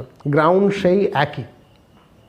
পাঞ্জাব সরকার, পাঞ্জাবের দুজন ভাই, জলন্ধরের দুজন ভাই, হেনরি গোলকনাথ এবং উইলিয়াম গোলকনাথ, এই দুই ভাইয়ের কাছে পাঞ্জাবে জলন্ধরে 500 একর জমি ছিল। জমিদার ছিল না, কিন্তু বড় ল্যান্ড লর্ড ছিল, বড় ল্যান্ড হোল্ড করতো এই দুই ভাই গোলকনাথ ব্রাদার্স। পাঞ্জাব সরকার, তাদের ফ্যাক্টটা কি, পাঞ্জাব সরকার 1953 সালের Punjab security and land tenure act, এই আইন অনুযায়ী according to the act 1953 Punjab security and land reform act, Punjab government এই দুই ভাইয়ের 500 একরের জমির মধ্যে 30 একর প্রথম ভাইকে, 30 একর দ্বিতীয় ভাইকে দিল, কিছুটা ভাগ চাষিদের মধ্যে বিলিয়ে দিল, বাকি 500 একরের যে বাকি জমিটা থাকলো 30-60 কিছু ভাগ চাষিদের দিল। মানে ওই ল্যান্ডলর্ডের আন্ডারে যারা ভাগ চাষ করতো, মানে ভূমিহীন কৃষক যারা ওই জমি 500 একর জমিটাকে চাষ করে দিত, তাদের কিছুটা ছটকা করে জমি দিয়ে দিল। বাকি জমিটা according to the Punjab security and land tenure act 1953 অনুযায়ী পাঞ্জাব গভর্নমেন্ট নিয়ে নিল সারপ্লাস জমিটা। এবং এই যে নেওয়ার সঙ্গে সঙ্গেই, আমার তো জমিদার নয়, রায়তওয়াড়ি জমি আমার নয়, তাহলে আর্টিকেল 17 যে কনস্টিটিউশনাল অ্যামেন্ডমেন্ট, সেইটা তো আমার উপরে লাগু হচ্ছে না। বা তুমি চাইলেই, আমি তো সাধারণ মানুষ, আমি তো জমিদার নই, তাহলে আমার তো 500 একর জমি আমার নিজের টাকায় কেনা জমি, আমার বাপ ঠাকুরদাদা আমাকে দিয়ে গেছে, তো আমার কাছে 500 একর জমি আছে বলেই তুমি কেড়ে নেবা, এটা তো হতে পারে না। তাহলে গোলকনাথ ব্রাদার্স করে গেল কোথায়, তারা বলল যে এখন এই যে লটা ওকে আমার জমি আমার কেড়ে নিচ্ছে, সেইটা যে তুমি 9 শিডিউলে ফেলেছো, সেই 9 শিডিউলের প্রোটেকশন এটা থাকবে না, অতএব চলো সুপ্রিম কোর্টে চলো। অতএব সুপ্রিম কোর্টে পাঞ্জাব গভর্নমেন্টের এগেনস্টে গোলকনাথ ব্রাদার্স কেস করলো। এখন এই লটাকে 9 শিডিউল প্রোটেকশন দিচ্ছিল, তাই না, যে না জমি বেশি হলে এই 9 শিডিউলে যদি পাঞ্জাব সরকার এই যে প্রোটেকশন ল 1953 এটাকে 9 শিডিউলে ফেলে দিয়েছে, 9 শিডিউলের অন্তর্ভুক্ত হয়, 9 শিডিউলের প্রোটেকশন রয়েছে, এবং তার সপক্ষে দুটো কেসও রয়েছে, শঙ্করী প্রসাদ মামলা, সজ্জন সিং মামলা। সেখানে সুপ্রিম কোর্ট তো গভর্নমেন্টের ফেভারের আগে দুবার রায় দিয়েছে। তাহলে গভর্নমেন্ট কিন্তু নিশ্চিন্ত ছিল যে ঠিক আছে, এবারও বোধহয় আমাদের এই যে গোলকনাথ ব্রাদার্স মামলাতেও সুপ্রিম কোর্ট আমাদের পক্ষেই রায় দেবে, আমরা জমি কেড়েছি, বেশ করেছি, ঠিক করেছি, আমাদের তো কারাই উচিত। কিন্তু সুপ্রিম কোর্টের না জানি কেন এইবার মুডটা চেঞ্জ হয়ে গেল। তারা মনে করলো না এইভাবে জমিদারদের জমিগুলো কেড়েছে ঠিক আছে, কিন্তু সব মানুষের জমি যা ইচ্ছা তাই যদি করতে থাকে তাহলে একটা সময় গভর্নমেন্ট তো তানাশা হয়ে যাবে। তানাশা মানে কি, এক না একতন্ত্র হয়ে যাবে। কালকে বলবে তোমার 10 ভরি গয়না আছে বউয়ের, ওয়াইফের, তুমি 7 ভরি আমায় দিয়ে দাও, ইজন্ট ইট? মানে সুপ্রিম কোর্ট এবার ভাবতে শুরু করলো যে না, কোথাও এবার একটা লাগাম টানা উচিত। এতটা পাওয়ারফুল যদি পার্লামেন্ট হয়ে যায় যে আইন করে যা খুশি তাই করবে, যার যা কিছু কেড়ে নেবে, সেইটা হতে দেওয়া যায় না। মানে সুপ্রিম কোর্টের মুডটা এবার গোলকনাথ ব্রাদার্সের মামলাতে চেঞ্জ হতে শুরু করলো। সরকার ফান্ডামেন্টাল রাইটকে অ্যামেন্ড করতে পারে কি না, এবং পারলে ঠিক কতটুকু পারা উচিত, আসলেও পারা উচিত কি না, এই প্রশ্নটা কিন্তু এখন সুপ্রিম কোর্টের কাছে অত্যন্ত বড় হয়ে উঠল। অ্যান্ড দ্য কেস বিকাম যে সংবিধানের মূল অধিকারকে তুমি সংশোধন করতে পারবে কি পারবে না, তার জন্য একটা বড় মানে বেঞ্চ বসাতে হলো সুপ্রিম কোর্টকে। এখন সুপ্রিম কোর্টের বেঞ্চ ক রকমের হয় তোমরা জানো বোধ হয়। একজন বিচারক যদি বসে করে তাকে বলা হয় সিঙ্গেল বেঞ্চ, দুজন বিচারক যদি বসে কোনো বিচার করে তাকে বলা হয় ডিভিশন বেঞ্চ, তাই না? 3 জন বিচারপতি হাইকোর্টের ক্ষেত্রে সেটা ফুল বেঞ্চ অফ হাইকোর্ট, ক্লিয়ার? কিন্তু সুপ্রিম কোর্টের ক্ষেত্রে 3-এর অধিকও বেঞ্চ হতে পারে, 10 জন 11 জনের হতে পারে। গোলকনাথ মামলায় যেহেতু একটা ভয়ঙ্কর জিনিস নিয়ে আমরা আলোচনা করব, যে সজ্জন সিং মামলায় যেটা বলা হয়েছিল যে সেটা সুপ্রিম কোর্ট বলেছিল যে পার্লামেন্ট চাইলে এমনকি দেশের নাগরিকদের ফান্ডামেন্টাল রাইটকেও সংশোধিত করতে পারে, অ্যামেন্ড করতে পারে, সেটা কি সজ্জন সিং মামলায় সুপ্রিম কোর্ট ঠিক বলেছিল? অর্থাৎ যেহেতু আগের কোনো একটা মামলার রায়কে আমাকে এই মামলার থ্রুতে রিভিউ করতে হবে, তার মানে সেই মামলায় যতজন বিচারক ছিলেন এই মামলায় তার থেকে বিচারক সংখ্যা বেশি করতে হবে। সেই মামলায় 9 জন ছিলেন খুব সম্ভবত, এই মামলায় সেই জন্য 11 জনের বেঞ্চ বসে গেল। কারণ অতীতের মামলার ফলও কিন্তু এই মামলায় রিভিউ করতে হচ্ছে। চিফ জাস্টিস ছিলেন কে সুব্বা রাও, বিখ্যাত একজন মানুষ, এবং কে সুব্বা রাওয়ের নেতৃত্বে যে মামলাটা হলো গোলকনাথ মামলা, দীর্ঘ সময় আলোচনা করার পর এই মামলায় 11 জনের মধ্যে 6:5 মানে 6-5 মামলাটা সরকারের বিপক্ষে চলে গেল। বললাম না যে গোলকনাথ মামলাটা তুফান, মুড চেঞ্জ হয়ে গেছে সুপ্রিম কোর্টের। না, ইচ্ছে করলে সংবিধান যা খুশি তাই করতে পারে না। এই রায়ে কি বলা হলো যে সংবিধান সংশোধন অর্থাৎ আর্টিকেল 368 অনুযায়ী এটাও একটা সাধারণ অ্যাক্ট। আর্টিকেল 13 ক্লজ 2 এ যেটা বলা হয়েছে অনেকগুলোর মধ্যে অ্যাক্ট, তাহলে সেই অ্যাক্টের মধ্যেও এই সংবিধান সংশোধন একটা পড়ছে। অতএব এটাও কিন্তু আর্টিকেল 13 ক্লজ 3-র আওতায় পড়ে। আর যেহেতু এটা 13 ক্লজ 3-র আওতায় পড়ছে, আর্টিকেল 368ও, অতএব fundamental rights of the citizen cannot be amended by parliament. অর্থাৎ পার্লামেন্ট এরপর থেকে চাইলেও ফান্ডামেন্টাল রাইটকে অ্যামেন্ড করতে পারে না। অর্থাৎ 368 সংবিধান সংশোধন এর অধিকার নিয়ম, যেটা আর্টিকেল 368-এ লেখা রয়েছে, পার্লামেন্টের ক্ষমতা, that is also under the article 13, যেটা ফান্ডামেন্টাল রাইট আমাদের অধিকার দেয়। আমাদের অধিকারকে, ফান্ডামেন্টাল রাইটকে তুমি অ্যামেন্ড করতে পারবা না। 368 is also false under article 13। তবে এই মামলায় যেটা বলে দেওয়া হলো যে গোলকনাথ মামলায় যে রায়টা, সেই রায়টা নতুন করে একটা রায় হলো বটে, কিন্তু আগে যে শঙ্করী প্রসাদ বা সজ্জন সিং মামলার সেই রায়টা যা রায় হয়েছিল সেই অনুযায়ী যে সরকার যে অ্যাক্টগুলো করেছিল তার উপরে এই মামলার কোনো প্রভাব থাকবে না। অর্থাৎ আগে যে জমিগুলো কেড়ে নেওয়া হয়েছে, জনগণের মধ্যে বাঁটোয়ারা করে দেওয়া হয়েছে, ল্যান্ড রিফর্ম অ্যাক্ট চালু রেখে বিভিন্ন জমিদারের কাছ থেকে জমি কেড়ে নেওয়া হয়েছে, সেইগুলোর ওপরে কিন্তু এই গোলকনাথ মামলার প্রভাব পড়বে না। কিন্তু গোলকনাথ মামলার পর থেকে আগামী দিনে যে লগুলো আসবে, সেই লগুলোতে কিন্তু মাথায় রাখতে হবে যে এটা হচ্ছে সুপ্রিম কোর্টের লেটেস্ট ল। এই লতে article 368 falls under article 13। Clear হলো? বোঝা গেল? এরপরে কি হলো? গঙ্গা দিয়ে অনেক জল পাস করতে শুরু করলো, অনেক জল গড়ালো। লাল বাহাদুর শাস্ত্রী, মোরারজি দেশাই হয়ে আলটিমেটলি ভারতবর্ষের সিংহাসনে একজন এসে বসলেন, ইন্দিরা গান্ধী, যাকে বলা হয় দেবী দুর্গা, তাই তো? প্রথম দিকে অবশ্য এই দেবী দুর্গাও সেইটা একটা বিরাট ইতিহাস আছে, তাই তা? খুব দুর্বল ছিলেন, তাকে গঙ্গি বলা হতো, হ্যাঁ, গঙ্গি গড়ি, কমপ্লিট স্টোরি আছে না তো? কামরাজ, লাল বাহাদুর শাস্ত্রী, মোরারজি দেশাই, তাদের যে রাজনৈতিক ষড়যন্ত্র, নিয়ন্ত্রণ করার চেষ্টা, এটসেট্রা এটসেট্রা, একটা বড় গল্প হয়ে যাবে। এমনিতেই এই ক্লাসটা 1.5 ঘন্টার ওপরে চলে যাবে, ওই বড় গল্পটা অন্য কোনো একদিন তোমাদেরকে বলব। আজকে শুধু এইটুকুখানি বলি যে ক্ষমতায় 1969 সম্ভবত উনি এসেছিলেন।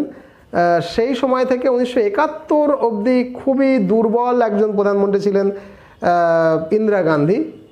কিন্তু 1971-এর পর থেকে, তাই তো? কেন সেটা তোমরা খুব ভালোই জানো। Shrimati Indira Gandhi become most powerful. কেন মোস্ট পাওয়ারফুল? সেই সময় বাংলাদেশ ওয়ারটা হয়েছিল, আমি আসছি। 1965 থেকে 1971-এর মধ্যে সুপ্রিম কোর্ট একেবারে মাথায়, তাই তো? তারা বলে দিয়েছে ফান্ডামেন্টাল রাইটকে হাত দেওয়া যাবে না, তাই তো?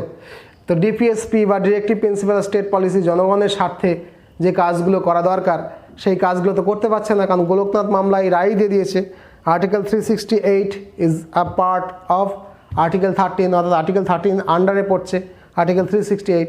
অর্থাৎ সংবিধান চাইলেও এমন কোনো আইন বলবৎ করতে পারবে না, পার্লামেন্ট চাইলেও এমন কোনো আইন বলবৎ করতে পারবে না যেটা মানুষের নাগরিকদের মৌলিক অধিকারকে খর্ব করে।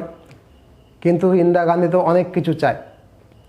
সে চায় ব্যাংককে প্রাইভেটাইজেশন করতে, মানে যে বেসরকারি ব্যাংকগুলো রয়েছে সমস্ত সরকারি ব্যাংক, মানে সরকারি ব্যাংক মানে কি, মানুষের কাছে সে ব্যাংককে নিয়ে যাবে, সাধারণ মানুষের যেন সেখানে গিয়ে সাধারণ টাকা পয়সা দিয়ে ব্যাংকের অ্যাকাউন্ট খুলতে পারে, মানুষের ব্যাংক বানাতে চায়।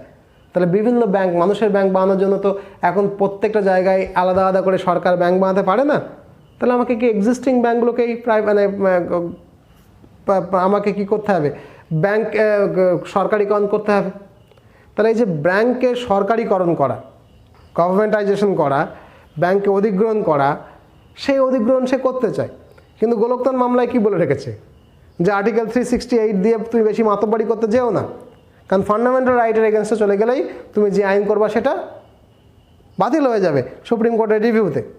কি সেই সময় তোমরা জানো বিভিন্ন রাজা মহারাজা আমাদের দেশে তখনও টিকে রয়েছে, তাদেরকে মাসে লাখো টাকা কি দিতে হয়, প্রিভি পার্টস বলে লাখো টাকা তাদের মানে ভাতা দিতে হয়। সেই ভাতা তাদের রাজকীয় ঠাটবাট চলে। তো সেটা তো দেওয়া যাচ্ছে না, জনগণ এমনিতেই খেতে পাচ্ছে না, গরিব একটা দেশ, সেখানে রাজাদেরকে লাখো রুপিয়া সরকার কেন প্রিভি পার্টস দেবে? যখন হয়েছিল সর্দার বল্লভভাই করেছিল, ঠিক আছে, কিন্তু 1965-71 সাল চলে এসছে, মানুষ অনাহারে রয়েছে, আর কিছু রাজাকে আমাকে লাখো টাকা ট্যাক্স ভাতা দিতে হবে, প্রিভি পার্টস তো রাখা যাবে না, তো প্রিভি পার্টস তো শেষ করতে হবে। এই সময় ইন্দিরা গান্ধীর মাথায় চলছে যে গরিবি হটাতে হবে, মানুষকে দুপেটা ভরপেট খেতে দিতে হবে, গরিবি রাখলে চলবে না, গরিবি হটাও স্লোগান উঠছে, কমপ্লিট ল্যান্ড রিফর্ম আনতে হবে। কিন্তু গোলকনাথ মামলায় বলে দিয়েছে 368 ফলস আন্ডার 13। মানে এই সময়টার মধ্যে হচ্ছে ইন্দিরা গান্ধী ক্রমশ, বুঝতে পারছো তো, সে কিন্তু স্টেটহুডকে প্রতিষ্ঠা করতে চাইছে, একনায়ক হতে চাইছে, কিন্তু আলটিমেটলি তাকে বাধা দিচ্ছে কে? Supreme court. কেন না, বলে দিয়েছে যে তুমি যা খুশি আইন করতে পারো না, দেশের সংবিধান কিন্তু পার্লামেন্ট ইচ্ছা করলে আইন এমন আনলো দেশের নাগরিকদের মৌলিক অধিকার খর্ব হয়ে গেল, এটা কিন্তু চলবে না। কিন্তু এই সময় এলো ভারতের আকাশে একটা যুদ্ধ, তাই না? ডিসেম্বর মাসে 1971 সালে পাকিস্তানকে হারিয়ে দিয়ে ইন্দিরা গান্ধী বাংলাদেশকে স্বাধীন করে দিল। কত বড় যুদ্ধ তুমি চিন্তা করো। সেই সময় ইউএসএকে চ্যালেঞ্জ করে নিয়েছিল ইন্দিরা গান্ধী, ইউএসএসআরকে পাশে নিয়ে এসেছিল। আকাশে বাতাসে সেই সময় যুদ্ধ জয়ের পর একটাই নাম, ইন্দিরা গান্ধী। বিরোধী দলনেতা অটল বিহারী বাজপেয়ী পর্যন্ত তাকে দেবী দুর্গার অবতার বলে বলে বলে বলে দিয়েছিলেন। এত তাকতবার হয়ে গেল যে এবার বুঝতে পারছে তারপরে যে ভোটটা হলো, সেই ভোটে তো জয় জয়কার, খুব অত্যন্ত ক্ষমতাশালী একটা রাজনেতা প্রধানমন্ত্রী হিসাবে নেহেরুজির পর দ্বিতীয়বার আত্মপ্রকাশ করলেন শ্রীমতী ইন্দিরা গান্ধী। যুদ্ধ অনেক হিসেব নিকেশকে পাল্টে দেয়, অনেক হিসেব নিকেশকে পাল্টে দেয়। অতএব খুব স্বাভাবিকভাবে পৃথিবীর যা নিয়ম, যখন পিএম তাকতবার হবে, প্রধানমন্ত্রী ক্ষমতাশীল হবে, ক্ষমতাবান হবে, ক্ষমতাশালী হবে, তখন স্বাভাবিকভাবেই সুপ্রিম কোর্ট পিছু হটবে এবং আলটিমেটলি ঘটলেও তাই। ইন্দিরা গান্ধী সরকার যুদ্ধ জিতে নেওয়ার পর 24তম সংবিধান সংশোধন, 25তম সংবিধান সংশোধন, 26তম সংবিধান সংশোধন, 29তম সংবিধান সংশোধন 1 সালের মধ্যেই করে ফেলল। 24তম সংশোধন করে সে গোরখনাথ কেসের ব্যাপারটা মোটামুটি মিটিয়ে ফেললো। এমন করে 24তম সংশোধন করলো, এমন করে সংবিধানটাকে পাল্টালো যে গোরখনাথ মামলায় যে সুপ্রিম কোর্টের রায় সেটা যাতে প্রশমিত হয়ে যায় আর তার সোশ্যালিস্ট চিন্তাভাবনাকে বাধা দিতে না পারে, সে ইচ্ছা মতো কাজ করতে পারে মানুষের জন্য। 25তম সংবিধান সংশোধনীতে সে ব্যাংক ন্যাশনালাইজেশনের ব্যাপারটা মিটিয়ে দিল, যাতে করে বেসরকারি ব্যাংকগুলোকে আমি আমার আন্ডারে নিয়ে ন্যাশনালাইজ করে ফেলতে পারি। তাহলে ব্যাংক ন্যাশনালাইজেশন এই ব্যাপারটা 25তম সংবিধান সংশোধনীতে তিনি মেটালেন। 26তম সংবিধান সংশোধনীতে কি প্রিভি পার্টস খতম করে দিলেন, অর্থাৎ রাজরাজারা সে বসে বসে থাকবে আর লক্ষ লক্ষ টাকা ভাতা পাবে, সেসব চলবে না, বাপু বাদ দিয়ে দিলেন। 29তম সংবিধানে কী করলেন বলছি, সবটাই ডিটেলসে বলছি, মানে কি আমি শুধু এই সংবিধান সংশোধনীগুলোকে একটা একটা করে ডিটেলসে তোমাদেরকে বলবো, শুধু প্রথমে একটুখানি বলে দিলাম এইগুলো করলেন। এবং করলেন কি একটা সালের মধ্যেই করে ফেললেন, 71 সালের মধ্যে বা 72 সালের মধ্যেই করে ফেললেন। 71 সালের ডিসেম্বরে যুদ্ধ জিতলেন, পরের বছর এতগুলো সংবিধান সংশোধন দিলেন। কী করলেন একটা একটা করে চলো বলি, দেখি ভালো লাগবে।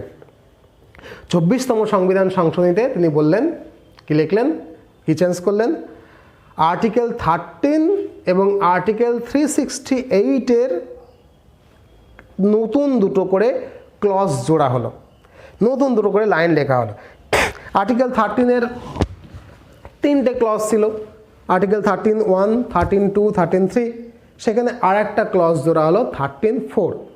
আর্টিকেল 13 আন্ডার ব্র্যাকেটে 4-এ কী বলা হলো, লেখা হলো যেই যে আর্টিকেল 13 এর সঙ্গে আর্টিকেল 368-এর কোনো সম্পর্ক নেই, মানে আর্টিকেল 13-এর সঙ্গে আর্টিকেল 368-এর কোনো সম্পর্ক নেই লিখে দেওয়া হলো। আবার আর্টিকেল 368 368-এ যেখানে দুটো ক্লজ ছিল সেখানে 3 নম্বর ক্লজ জোড়া হলো। সেই 3 নম্বর ক্লজ 368 আন্ডার ব্র্যাকেটে 3 ক্লজ 3, সেখানে কি লেখা হলো যে এই ধারার সঙ্গে ধারা 13-এর কোনো সম্পর্ক নেই, ব্যাস। অর্থাৎ গোলকনাথ মামলা যার উপরে বেস করেছিল যে আর্টিকেল 368টা ফলস আন্ডার আর্টিকেল 13, এর ঝগড়া খতম। গোলকনাথ মামলা রায় এক মুহূর্তে খারিজ হয়ে গেল। পার্লামেন্ট এখন কি চাইলে অ্যামেন্ড করতে পারে ফান্ডামেন্টাল রাইটকে, তার কারণ আর্টিকেল 13 এবং আর্টিকেল 368-এ এই যে 24তম সংবিধান সংশোধনীতে পরিষ্কার করে সংবিধান সংশোধন করে লিখে দেওয়া হলো যে এই দুটো একজন আরেকজনকে কাটবে না। কী হবে পরে কেশবানন্দ ভারতী মামলা আসবে, সেই মামলায় সব কিছু আবার তুফান আসবে, আর একটা তুফান আমি বলছি সেখানে যাব। তার আগে কি 25তম সংবিধান সংশোধনীতে কী হলো দেখো। 25তম সংশোধনীতে আর্টিকেল 31-এর দুটো ক্লজ ছিল, ক্লজ এ ক্লজ বি, দুটো আর্টিকেল ছিল, আর্টিকেল ক্লজ বলছি সরি, আর্টিকেলই দুটো ছিল, article 31A, article 31B, article 31, article 31A, article 31B। এখানে ইন্দিরা গান্ধী 25তম সংবিধান সংশোধনীতে আর একটা আর্টিকেল জুড়লেন, যেটা হচ্ছে আর্টিকেল 31C। এই আর্টিকেল 31C-তে কী লিখলেন যে যদি কোনো আইন সরকার তৈরি করে যেটা ডিপিএসপি নির্দেশাত্মক নীতি, রাষ্ট্র পরিচালনার নির্দেশাত্মক নীতি, directive principal of state policy, বিশেষ করে 39B এবং C, সমাজে আর্থিক সাম্য, তাই তো, তার পক্ষে হয়, তাহলে তাকে আর্টিকেল 14 থেকে 19-এর মধ্যে যে রাইট টু ইকুইটির গল্পগুলো রয়েছে, আর্টিকেল 31-এ যে সম্পত্তির অধিকারে রয়েছে, তার বেসে সুপ্রিম কোর্টে চ্যালেঞ্জ করা যাবে না। আর একবার 25তম সংবিধান সংশোধনীতে আর্টিকেল 31কে তার সঙ্গে আর একটা আর্টিকেল জুড়ে দেওয়া হলো, আর্টিকেল 31C, যে আর্টিকেলে বলা হলো যে যদি সরকার ডিপিএসপির পক্ষে অর্থাৎ বিশেষ করে 39B এবং 39Cর পক্ষে কোনো আইন আনে, তাহলে তাকে মৌলিক অধিকার 14 থেকে 19-এর মধ্যে যে রাইট টু ইকুয়ালিটি রয়েছে, সমতার অধিকার, অথবা আর্টিকেল 31-এর যে সম্পত্তির অধিকার রয়েছে, তার বেসে সুপ্রিম কোর্টে চ্যালেঞ্জ করা যাবে না। অর্থাৎ গোলকতান্ত্র মামলায় যে সমস্ত জায়গাগুলোতে সুপ্রিম কোর্টে যাওয়া, হ্যাঁ, ওই সমস্তগুলোকে কেটে দিতে এই আইনগুলোকে আনা হলো। শুধু তাই নয়, আর্টিকেল 31-এ কম্পেনসেশন যে কথাটা ছিল, আমি বলেছিলাম না, কম্পেনসেশন মানে কি, আমি এই 4400 টাকা দিয়ে কিনেছি, আমার কাছ থেকে এই কোটটা কিনে নিতে গেলে আমাকে 4400 টাকা দিতে হবে, তার মানে কি সরকারকে টাকা দিয়ে কিনে নিতে হবে। তো সরকার যদি টাকা দিয়ে সব জমি লোকের কাছ থেকে কিনে নিয়ে তবে কিছু রাস্তা বানাতে চায়, তো সরকার তো ফতুর হয়ে যাবে। সেই জন্য 31, এই যে 25তম সংবিধান সংশোধনী, সেখানে আর্টিকেল 31-এ কম্পেনসেশন যে ওয়ার্ডটা ছিল, সেই কম্পেনসেশন ওয়ার্ডটাকেই বাদ দিয়ে দেওয়া হলো। বাদ দিয়ে সেখানে লেখা হলো জাস্টিফাইড অ্যামাউন্ট, সরকার যেটা ভালো মনে করবে সেই টাকাটুকু তাকে দেবে। এখন একেবারে এতগুলো সংবিধান সংশোধন খুব স্বাভাবিকভাবে সুপ্রিম কোর্ট তো চাপে পড়ে গেল। অ্যান্ড এই টাইম থেকেই Indira Gandhi is becoming autocrat.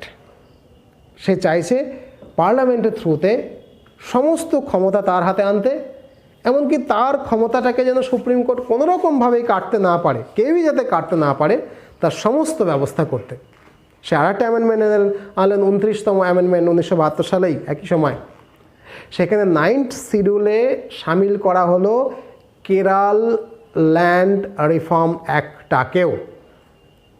29তম অ্যামেন্ডমেন্টে যেই না 9th শিডিউলে কেরল ল্যান্ড রিফর্ম অ্যাক্ট এলো, সুপ্রিম কোর্ট তো প্রচুর চাপে ছিল এবং সুযোগ খুঁজছিল। সেই সময় 1973 সালে, অর্থাৎ পরের বছর 1972 সালের 29তম সংবিধান সংশোধনীতে কেরল ল্যান্ড রিফর্ম অ্যাক্টটাকে যখনই 9th শিডিউলের প্রোটেকশন দেওয়া হলো, তার পরের বছরেই কেরল থেকে একটা মামলা সুপ্রিম কোর্টের সামনে এলো, যেটা আর একটা landmark case of supreme court, যুগান্তকারী কেস, যার নাম হচ্ছে কেশবানন্দ ভারতী কেস 1973। এই কেশবানন্দ ভারতী মামলা 1973 সালে যেটা হলো, সেটা কি হলো, ফ্যাক্টটা কি ভালো করে একটু খেয়াল করো, যে 29তম সংবিধান সংশোধনী 1972-এর বলে বলিয়ান হয়ে কেরল সরকার তার রাজ্যেও ল্যান্ড রিফর্মটাকে শুরু করে দিল। ল্যান্ড রিফর্ম মানে এতক্ষণে নিশ্চয়ই ভালোভাবেই বুঝেছ। সেই সময় স্বামী কেশবানন্দ ভারতী কেরলের একটা মঠের মঠাধ্যক্ষ ছিলেন। কেরলের একটা জায়গা, সেই জায়গায় মঠের মঠাধ্যক্ষ ছিলেন, এবং সেই মঠের আন্ডারে প্রচুর পরিমাণে জমি ছিল, যার ম্যানেজমেন্টের দায়িত্ব ছিলেন কেশবানন্দ ভারতীর হাতে, এবং সেই ম্যানেজমেন্টটা করে মঠের কাছে প্রচুর রোজগার আসতো, এবং সেই রোজগারের দিয়ে মঠটা চালাতেন কে, কেশবানন্দ ভারতী। কিন্তু কেরল ল্যান্ড রিফর্ম যখন 29তম সংবিধান সংশোধনীতে 9th শিডিউলের মধ্যে চলে গেল, প্রোটেকশন পেয়ে গেল, তখন কেরল ল্যান্ড রিফর্ম অ্যাক্ট অনুযায়ী এই ম্যানেজমেন্টের অধিকারটা, মঠের যে জমি, সেই জমির ম্যানেজমেন্টের অধিকারটা কেশবানন্দ ভারতীর হাত থেকে সরকার নিজের হাতে নিয়ে নেয় বা কেড়ে নেয়। এবং যেই না এটা কেড়ে নিল, ফলত কী হলো, কেস করে, তাই তো, কেস করলো কে, কেশবানন্দ ভারতী। কোথায়, সুপ্রিম কোর্টে। কেন, 29তম অ্যামেন্ডমেন্টের বিরুদ্ধেই কেস করলো। ফলত কেস করে 29তম অ্যামেন্ডমেন্টের বিরুদ্ধে সুপ্রিম কোর্টে তখন কি সুযোগের অপেক্ষায় ছিল। তার মূল কারণ কী ছিল, যে রোজ দিন কিন্তু সুপ্রিম কোর্ট এটা ফিল করছিল যে ইন্দিরা গান্ধী কিন্তু ক্রমশ একনায়কতন্ত্র হয়ে উঠছে, এবং এই যে একনায়ক হচ্ছে, সমস্ত কিছু চেঞ্জ করে হিটলারের মতো সব আমি আমার হাতে নিয়ে নেব, কোথাও তাকে লাগাম পরাতে হবে, এই রকম চিন্তাও কিন্তু সুপ্রিম কোর্টের মাথায় ছিল। তাই সুপ্রিম কোর্টে যখন এই কেসটা এলো, 29তম অ্যামেন্ডমেন্টের এগেনস্টে কেশবানন্দ ভারতী কেসটা করলো, সেই কেসটা কিন্তু বিচার করবার জন্য, ইন্দিরা গান্ধীকে যাতে একনায়ক না হয় সেটাকে আটকে দেওয়ার জন্য, তার সাথে সাথে অ্যামেন্ডমেন্ট 29 টাকা তো নিলই, অ্যামেন্ডমেন্ট 24 অ্যামেন্ডমেন্ট 25তম অ্যামেন্ডমেন্ট, সাথে গোলকনাথ মামলা রায়টাকেও রিভিউ করবার জন্য সুপ্রিম কোর্ট হাতে নিয়ে নিল। অর্থাৎ দেখো এতদিন পর্যন্ত, আজকে পর্যন্ত সুপ্রিম কোর্টে যত কেস এলো, এটা হচ্ছে সবার থেকে আলাদা। 3টে সংশোধনকে চ্যালেঞ্জ করছে, article amendment act 1924, amendment 25, amendment 29, সাথে গোলকনাথ মামলা যেটা একটা হিস্টোরিক্যাল মামলা ইটসেলফ, সেইটা রায়টাকে রিভিউ করবে। অতএব সব মিলিয়ে শুরু হলো একটা ঐতিহাসিক শুনানি against the would be dictator Indira Gandhi. এটা একটা ঐতিহাসিক মামলা। তার জন্য কি, যেহেতু গোলকনাথ মামলায় আমি বলেছিলাম 11 জন জাজের একটা বেঞ্চ ছিল, অতএব কেশবানন্দ ভারতীতে যেহেতু গোলকনাথ মামলা রায়টাকেও আমাদের রিভিউ করতে হবে, অতএব সেখানে মামলাতে তার থেকে বেশি 13 জন আমার সুপ্রিম কোর্টের জাজ মিলে একটা বেঞ্চ গঠন করলো। বলা ভালো, খুবই শুনতে ভালো লাগবে যে সেই সময় আমাদের সুপ্রিম কোর্টের মোট জাজের সংখ্যাই ছিল 13। মানে আলটিমেটলি সমস্ত জাজই বসে পড়ল এই হিস্টোরিক্যাল মামলায় বিচার করতে। শেষমেশ 24/4/1973 সালে, 24শে এপ্রিল 1973-এ 709 পাতার একটা ঐতিহাসিক রায় এলো 7-6, মানে 7 জন রায় দিল, মেজরিটি 6 তার উল্টো দিকে, 7-6 বহুমতে, মানে 7 জন একদিকে 6 জন একদিকে, তাহলে 7 জনের দিকে যেটা রায় হবে সেটাই আলটিমেটলি মামলার রায় হবে। সেই 7 জন কিন্তু আলটিমেটলি রাইট যেটা দিল, that goes against Indira Gandhi. এবং এটা কেন হিস্টোরিক্যাল, কী জন্য ইন্দিরা গান্ধীর এগেনস্টে এই রায়টা হিস্টোরিক্যাল আজও বলা হয়, কী জন্য আমরা একটা তানাশাহের হাত থেকে আমাদের দেশকে সুপ্রিম কোর্ট কীভাবে রক্ষা করতে পেরেছিল, সেইটা কিন্তু এই কেসের মাহাত্ম্য। সুপ্রিম কোর্ট এই কেসটা নিবিস্তর চিন্তায় পড়ে গেল। কি চিন্তায় পড়ে গেল? যে দেখুন, তারা এটা কিন্তু ভাবলো যে না, শঙ্করী প্রসাদ মামলায়, সজ্জন সিং মামলায় যে রায়গুলো সুপ্রিম কোর্ট দিয়েছিল সরকারের পক্ষে, সেগুলোও তো দরকার, কারণ সোশ্যাল জাস্টিস এর জন্য ডিপিএসপিকে ইমপ্লিমেন্ট করা দরকার সরকারের, এটা তো স্বাভাবিক। কিন্তু আবার অন্যদিকে সংবিধানের সমস্ত কিছু পাল্টে ফেলার ক্ষমতা যদি পার্লামেন্টের হাতে চলে যায়, সেটাও তো কম বিপজ্জনক নয়। সমস্ত কিছু তো সে পাল্টে ফেলবে। কোনদিন বলবে যে চলো গণতন্ত্র থাকবে না, রাজতন্ত্র করে দেবো, হতে পারে। যে সংবিধান সংশোধন করে বলবো যে আমার ছেলেই আমার পরে রাজা হবে, তারপরে আবার রাজা হবে, প্রধানমন্ত্রী পদ বাদ, কিং, হতে পারে। তার মানে সংবিধান সংশোধন করার ক্ষমতা সবটা যদি পার্লামেন্টের হাতে চলে যায়, আর পার্লামেন্টে যদি কোনো তাকতবার প্রধানমন্ত্রী চলে আসে, সংখ্যাগরিষ্ঠ বহুমতে জিতে আসে, রাজ্যসভা লোকসভা 2 জায়গায় তার ক্ষমতা থাকে, তাহলে সে তো যা খুশি তাই করে ফেলতে পারে। তো সেখানেও তো আমার লাগাম পরানোর কিছু আছে।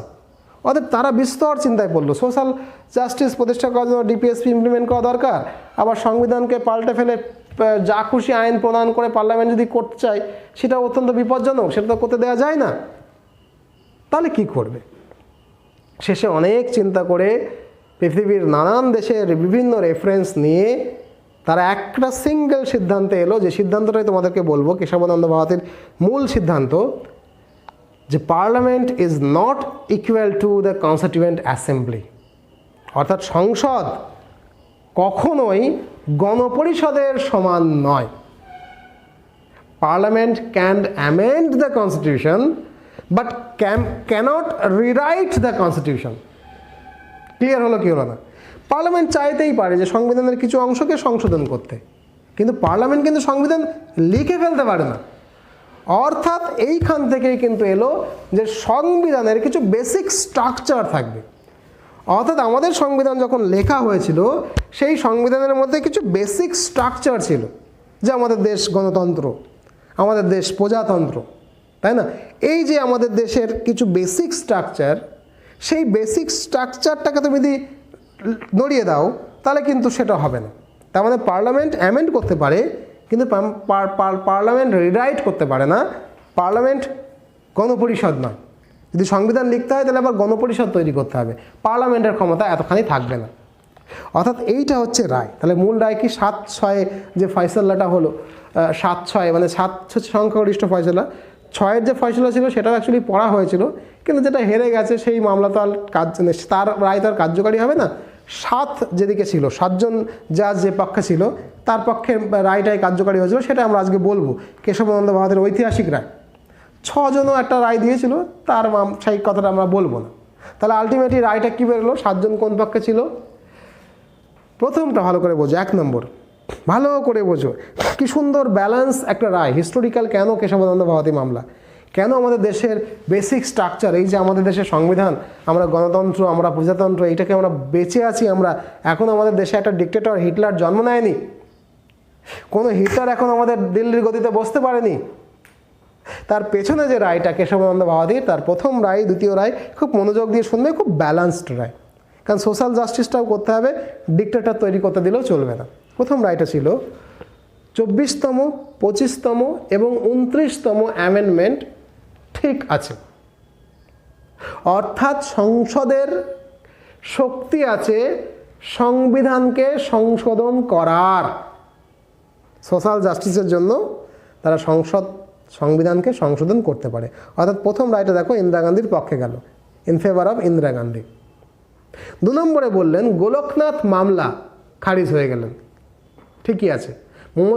গোলকনাথ মামলাটা খারিজ হয়ে গেল মানে গোলকনাথ মামলায়, তাই না, সুপ্রিম কোর্ট ঠিক বলেনি, গোলকনাথ মামলার রায়টাকেও খারিজ করে দিলেন। ইন্দিরা গান্ধীর পক্ষে এটা গেলেন, তাই না, তার মানে কি সজ্জন সিং মামলা ঠিক ছিল, সোশ্যাল জাস্টিসের জন্য সরকার ল্যান্ড রিফর্ম করতে পারে। শঙ্করী প্রসাদের মামলা ঠিক ছিল, ল্যান্ড রিফর্ম করতে পারে। ল্যান্ড কেড়ে দিতে পারো না, যে রায়টা গোলকনাথ মামলায় দিয়েছিল সুপ্রিম কোর্ট, সেটাকে খারিজ করে দিল। তার মানে এইটাতেও কিন্তু ইন্দিরা গান্ধীর পক্ষে গেল। অর্থাৎ সরকার চাইলে সাম এক্সটেন্ট অনুযায়ী ফান্ডামেন্টাল রাইটকেও তারা সংশোধন করতে পারে, তাই তো। 3 নম্বর কি, সংসদের কাছে সংবিধানের যে কোনো অংশকে অ্যামেন্ডমেন্ট করার ক্ষমতা থাকবে, এমনকি প্রস্তাবনা পর্যন্ত। কেশবানন্দ ভারতের এই মামলার এগেনস্টে পরবর্তীকালে মিনার্ভা মিলস মামলা আসবে। মিনার্ভা মিলস মামলাটা আমি তোমাদেরকে প্রস্তাবনায় পড়িয়েছি, কেশবানন্দ ভারতী মিনার্ভা মিলস দুটো একসঙ্গে করে প্রস্তাবনায় পড়িয়েছি, ওটা ওখান থেকে পড়ে নেবে। কেশবানন্দ ভারতী বলল মামলায় রায়ে সংসদের কাছে সংবিধানকে সংশোধন করার সমস্ত অংশ সংশোধন করার শক্তি আছে, এমনকি সংবিধানের প্রস্তাবনা পর্যন্ত করতে পারে সংশোধনকে, যদি পার্লামেন্ট চায়। কিন্তু এই যে কিন্তু, এই কিন্তুটাই হচ্ছে হিস্টোরিক্যাল। কিন্তু সংবিধান সংশোধনের শক্তি সংবিধান বানানোর শক্তির সমান নয়। সংবিধান সংশোধনের শক্তি ইজ নট ইকুয়াল টু সংবিধান বানানোর শক্তি। সংবিধান বানানোর শক্তি অনেক বেশি সংবিধান সংশোধনের শক্তি অপেক্ষা। অর্থাৎ you can amend the constitution but cannot rewrite the constitution. এইখানটাতে একটা যুগান্তকারী ল্যান্ডমার্ক ডিক্লারেশন দিলেন সুপ্রিম কোর্ট, যেটাকে বলা হলো সংবিধানের একটা মূল ধাঁচা থাকবে, বেসিক স্ট্রাকচার থাকবে। যতই অ্যামেন্ডমেন্ট করো না কেন বাপু, সেই বেসিক ধাঁচাটাকে তুমি সংশোধন করতে পারবে না। You cannot amend the basic structure of the constitution.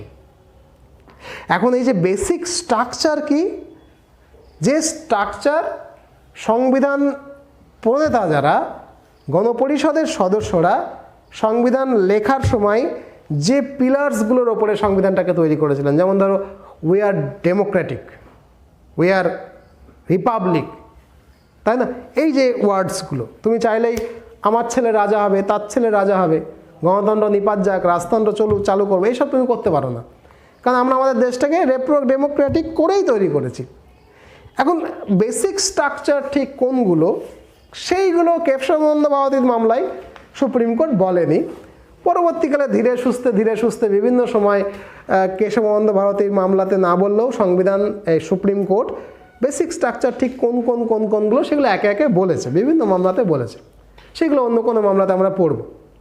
কিন্তু আলটিমেটলি যেটা ঐতিহাসিক, সেটা হচ্ছে সংবিধানকে সংশোধন করা যাবে, কিন্তু রিরাইট করা যাবে না।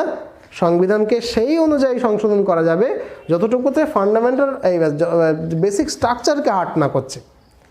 বেসিক স্ট্রাকচার পাল্টে ফেলা যাবে না। এটা হচ্ছে কেশবানন্দ ভারতীর রায়ের মামলার রায় ছিল, যেটা ঐতিহাসিক। কেন ঐতিহাসিক? এই রায়ের ফলে আমরা এখনও পর্যন্ত কিন্তু গণতন্ত্রের মধ্যে আছি। আমাদের দেশে কিন্তু রাজতন্ত্র বা হিটলারি শাসন এখনও পর্যন্ত আসতে পারেনি। যা ইচ্ছা তাই, তাই না? কিম জং আছে না, উত্তর Korea, north Korea, Hitler, Germany, ওই রকম কোনো শাসক কি আমাদের দেশে এসেছে? আসেনি। কেন না? কেশবানন্দ ভারতী মামলা আমাদের সংবিধানকে বেসিক স্ট্রাকচারটাকে পরিবর্তন করা যাবে না, এই প্রোটেকশনসটা কিন্তু দিয়েছিল। তো এই হলো আজকের ক্লাস, প্রায় লম্বা একটা 1.5 ঘন্টার ক্লাস। মাঝে মাঝে তোমরা হাঁপিয়ে গেছিলে, কী করব, একটা লম্বা গল্প, তার মধ্যে ঐতিহাসিক গল্পগুলো আমি বাদ দিয়ে কেটে দিয়েছি। ইন্দিরা গান্ধীর সেই কামরাজের ষড়যন্ত্রের টল্পগুলো তোমাদের বলিনি, ভাল লাগতো বললে, কিন্তু তার 3 ঘন্টা ক্লাস হয়ে যেত।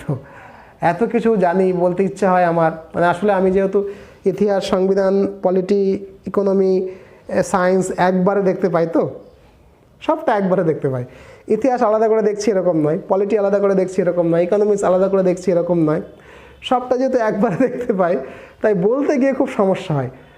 পলিটি বলতে গিয়ে ইতিহাস চলে আসে, ইতিহাস বলতে গিয়ে পলিটি চলে আসে, বা পলিটি ইতিহাস বলতে গিয়ে ইকোনমিক্সের কথা চলে আসে, ইকোনমিক্সের কথা বলতে গিয়ে দেশের সায়েন্টিফিক ডেভেলপমেন্টের কথা চলে আসে, দিয়ে আমার ক্লাসগুলো খুব বড় হয়ে যায়। যখন আমি ক্লাসরুমে ক্লাস করাতাম, এই ক্লাসগুলো কখনো কখনো 3 ঘন্টারও ক্লাস হয়ে যেত, কারণ আমি সমস্তটা এক জায়গায় করে বলার চেষ্টা করতাম।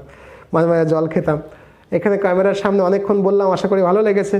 বুকের ওপরে যেগুলো গেল সেগুলো একটু টুকে নিও, নিজের মতো করে নোট তৈরি করো, কিন্তু আলটিমেটলি বই থেকে পড়ো। কাট কাট কাট কাট কাট সব লেখা আছে মামলাগুলো সম্পর্কে তথ্য। আমার গল্পটা যদি মাথায় থাকে তাহলে তথ্যগুলো মনে থাকবে, গল্পটাকে বাদ দিয়ে তথ্যগুলো মনে রাখার চেষ্টাটা বাতুলতা, মনে থাকবে না। সেখানে 2-3 বার এই 1.5 ঘন্টার ভিডিওটা শুনবে, একবার নোট করে নেবে, আলটিমেটলি মাথার মধ্যে জলবৎ তরলং হয়ে যাবে আশা করা যাচ্ছে। যদি মনে হয় আমার সঙ্গে WBCS-এর প্রিপারেশনটা করতে চাও, তাহলে এই যে নম্বরটা রয়েছে, এই নম্বরে ফোন করে আমাদের যে নতুন ব্যাচ আমার তত্ত্বাবধানে পড়ানো হয়, সেই ব্যাচে অনায়াসে জয়েন করতে পারো। আমার সঙ্গে WBCS-এর প্রিপারেশনটা আশা করি খুব সুখকর হবে। ভালো থাকো, নতুন ভিডিও নিয়ে আবার খুব শীঘ্রই দেখা হবে। আজ এ পর্যন্তই, টাটা।